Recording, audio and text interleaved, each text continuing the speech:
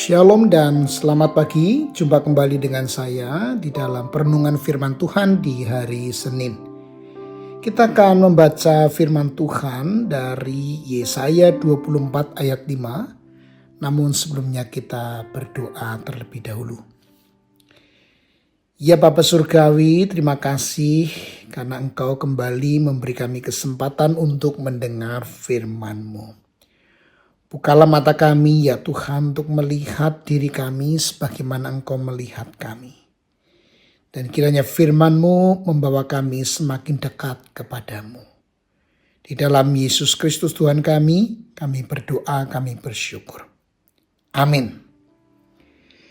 Yesaya 24 ayat 5 mengatakan, bumi ini telah tercemar oleh penduduknya, sebab mereka melanggar hukum, mengubah ketetapan, dan mengingkari perjanjian yang kekal.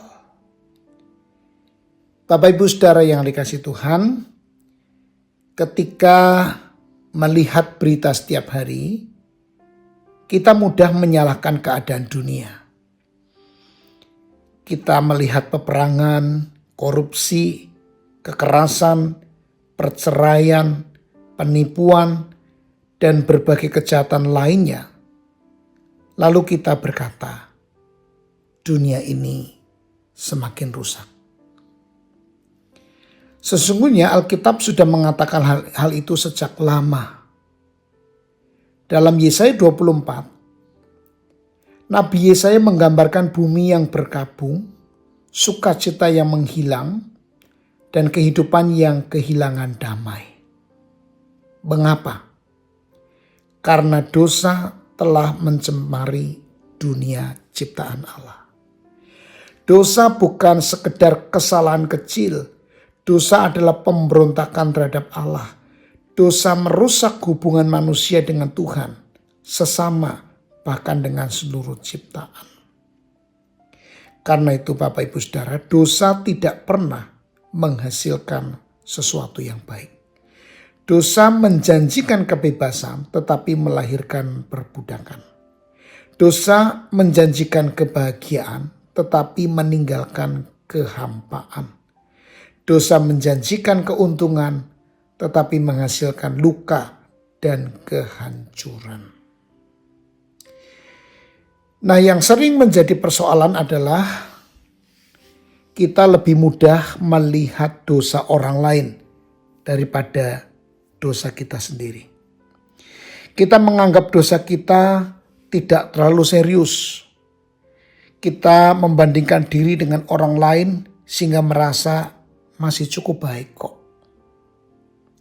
Tetapi firman Tuhan hari ini mengingatkan Bapak Ibu Saudara bahwa akar persoalannya bukan hanya dunia yang berdosa, tetapi juga hati kita yang telah dirusak oleh dosa. Syukur kepada Allah, kabar baiknya Allah tidak membiarkan manusia binasa dalam dosanya. Justru karena kasih Allah, maka Dia mengutus Yesus Kristus. Di kayu salib Yesus menanggung hukuman dosa yang seharusnya kita terima.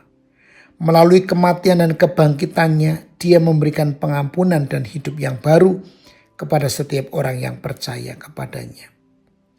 Karena itu Bapak Ibu Saudara, respons kita bukan sekedar menyesali keadaan dunia, tetapi bertobat.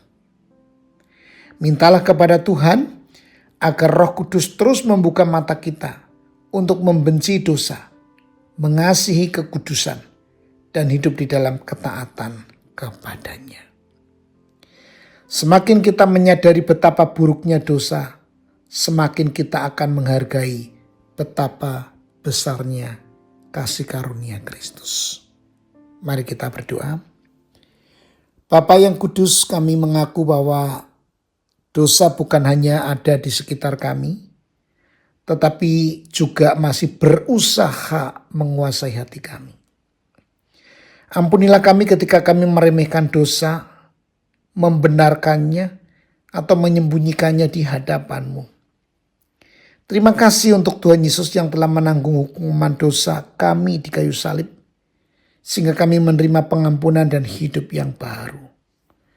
Tolonglah kami ya Tuhan dengan kuasa Roh Kudus untuk membenci dosa, mencintai kebenaran, dan hidup semakin serupa dengan Kristus. Pakailah hidup kami ya Tuhan menjadi terang di tengah dunia yang gelap ini, sehingga melalui kehidupan kami, orang lain dapat melihat kemuliaan-Mu. Di dalam nama Tuhan Yesus Kristus kami berdoa. Amin. Selamat beraktivitas, Tuhan Yesus memberkati.